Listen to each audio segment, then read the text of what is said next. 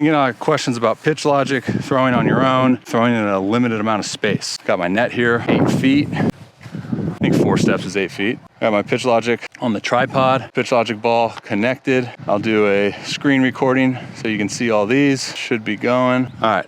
So when I'm throwing alone, there's obviously different calls for different days in terms of what I'm looking for, what I'm working on, but I just want to set this up in such a way that shows you guys how it can be done, throwing not only on your own, but a limited amount of space. Another huge important piece that you guys need to consider is when you are throwing in a limited amount of space, make sure that you're elevating the target, right? So if you're throwing at 8 feet, which the pitch logic can read right out of the hand, obviously, you're going to elevate it slightly upwards, because once you step back to 60 feet and you're throwing it in that same location, you're probably gonna long hop the guy. Just getting it loose. Here we go.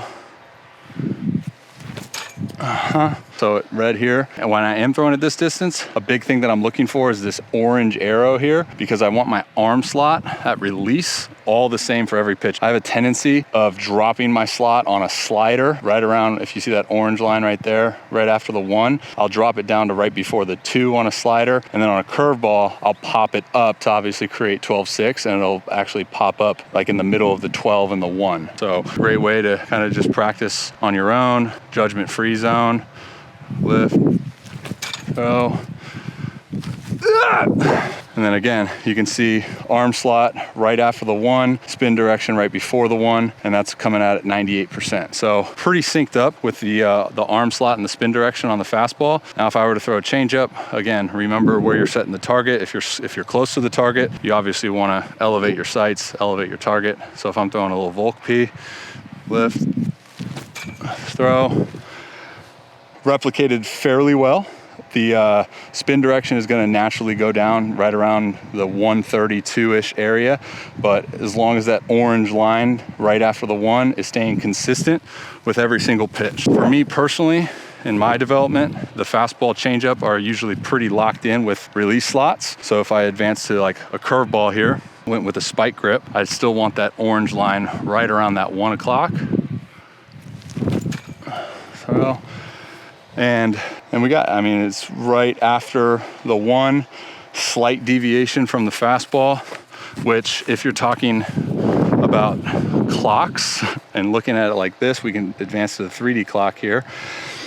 There's a slight discrepancy. So don't think that if you throw a fastball at 1 and then you throw another pitch at 1:05, the hitter's gonna be like, oh, there it is, and then bomb. Throw the slider here. Again, trying to keep that orange line right around that 1, not drop it too much, but still keep the spin direction. Ideally, spin direction on my slider would be right around 9:30 to 10:30. So slider, 10 o'clock spin direction, and slightly dipped right around, what was that, 125, right before 130. So again, not a huge deviation, but let's see if we can get that a little bit better.